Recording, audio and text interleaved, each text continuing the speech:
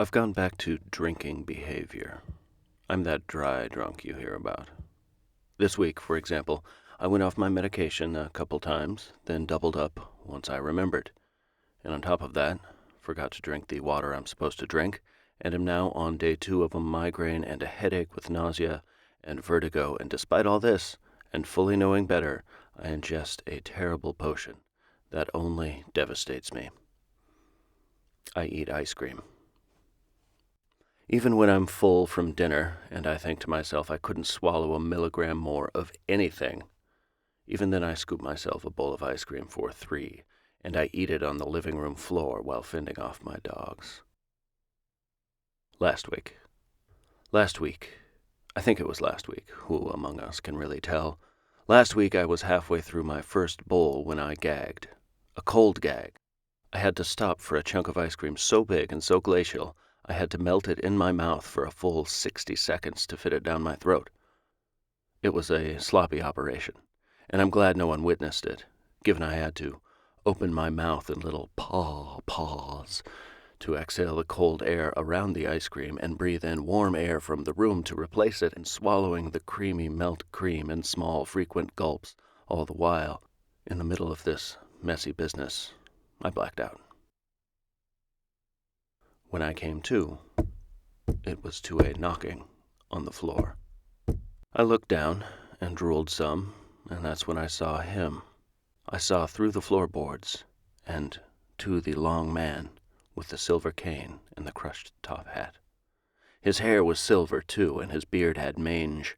His eyelashes, too, and his skin was blue-white. My first thought, of course, being the responsible recovering alcoholic that I am, my first thought was this: oh shit, how am I going to report this to the police? What if it's just one of my hallucinations? Then he opened his eyes. "Grab 2 cloths and wet one of them," he said. I was stunned. I was stunned, being what Edgar Allan Poe might write, or H.P. Lovecraft, or a blogger. There I sat, stunned on my rug, as stunned as a blogger.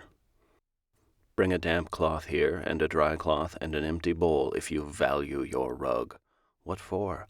I'll instruct you. Go now. I did, without question, even though a couple questions were rattling around in my mind. Most of my bowls were in the dishwasher, with the dirties, but I had some clean large cups and jars, and I found one I'd consider a bowl in a pinch. My dominant arm was numb for some reason, probably the way I'd been slouched on the floor. It was usable, the arm, but barely. But I was able to pick out 2 kitchen towels and dampen one and carry the appurtenances without dropping anything back to the man with the silver cane between the floor joists. I sat down. "Good," he said. "Take the dry rag and see that lump over there? Get floor level. See? Glistening in the moonlight," he said. "Streetlight," I said, splitting hairs. There was silence.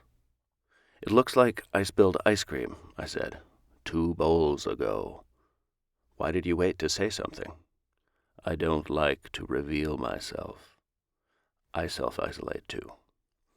"Pick up the cold lump of ice cream with the dry rag and put it in the bowl," he said. So it didn't really need to be clean, did it, the bowl? "Set it aside somewhere you won't step on it and spill it again," he said. "How about the coffee table?" "That's a great spot. Great job," he said. A bit sarcastically, I thought. "Now the work begins," he said. "With your damp cloth, pad the melted ice cream away. Keep track of where on the cloth you've patted and continually reconfigure it to bring the cleaner regions of your cloth over your fingertips every 3 or 4 pads, let's say. Once you've exhausted clean cloth space, bring the cloth to the sink and rinse it thoroughly, and wring it and bring it back and pad again." "Yes," I said. My dominant arm was still numb, so I had to pad with my weaker arm. When you perform an operation like this, one that needs even the slightest concentration, when you perform something like this with your weaker arm, your attention gets bifurcated.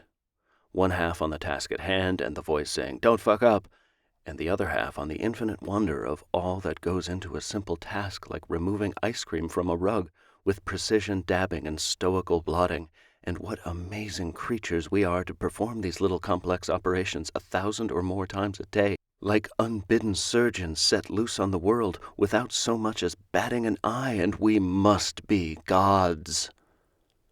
Have I been talking? I said. Not to my knowledge, the long man said. Are you comfortable in there? No less than I was in life. Feel the carpet.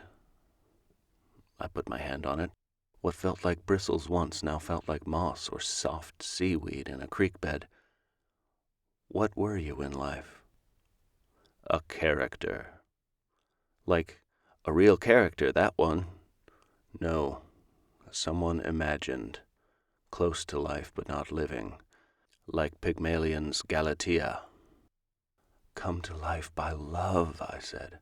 By obsessive-compulsive disorder, he corrected me. Is the carpet ready? It feels like the soft side of Velcro, but wet like swimming trunks. Grab Windex and a carpet cleaner. Do you have a carpet spray cleaner? I think so. I stood up and was dizzy from my time on the floor. Sometimes I have thoughts that are too big for my head and I get dizzy. I grabbed Windex and a carpet cleaner, and I anticipated 2 more rags, both dry, and carried all this to the spot. Wet the area with Windex and dab again. Do you remember how to dab? He was condescending to me. Why are you condescending to me? I said. I'm trying as hard as I can. To stay awake? Where is this coming from? Wet the spot and dab again. I did so, with consternation, worried we were entering the belittling phase of our cleanup. I don't take belittling well. Set the Windex and the dirty rag aside. I did. Wet the area again, with your carpet spray. It's important to wait 10 minutes but no longer, or you'll risk staining the rug and it will look like a dead spot on a lawn. You must imagine your carpet has roots, and you must feed the roots only as much as they need to grow. My rug is growing? Does that amaze you? I guess so. Like it amazes you that you can use your non-dominant hand to clean? You can hear my thoughts. No rebuttal. I had to assume he could. I wet the spot, and then laid down on the rug, right next to the man in the floorboards. Just 10 minutes, I said. I put my arm over where the long man's bay was, like I was spooning him in a casket, and I said, This is nice. And the man didn't say anything, but I could hear his weight shift beneath me and kind of feel his small adjustments as each movement softly vibrated the floor joists. Why can't you take care of yourself? He whispered. I couldn't think of anything to say, but I strained and strained to find what to say anyway, chasing thoughts too fast for me down the labyrinthine halls in my brain until I ended up in a room with nothing but doors that lock from the outside. I'm weak, I thought, and that thought echoed in the room. You're not weak, the long man said.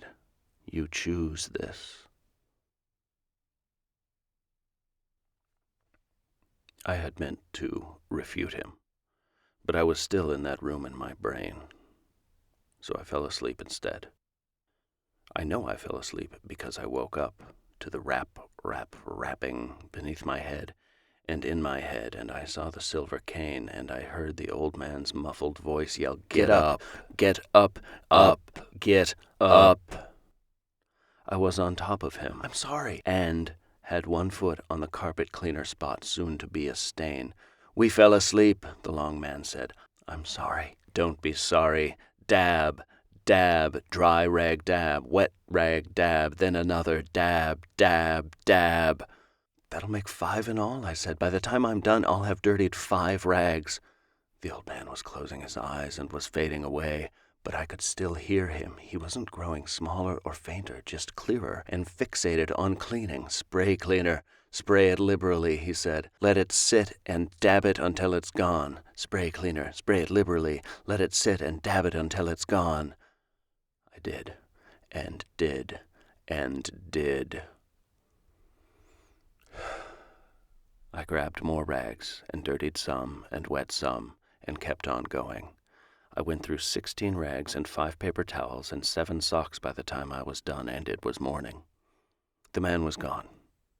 Gone with the sunlight. I went to bed. I tell people I used to have my desk there, where the spot was, that it was rubbed right through to the floor by the wheels of my desk chair.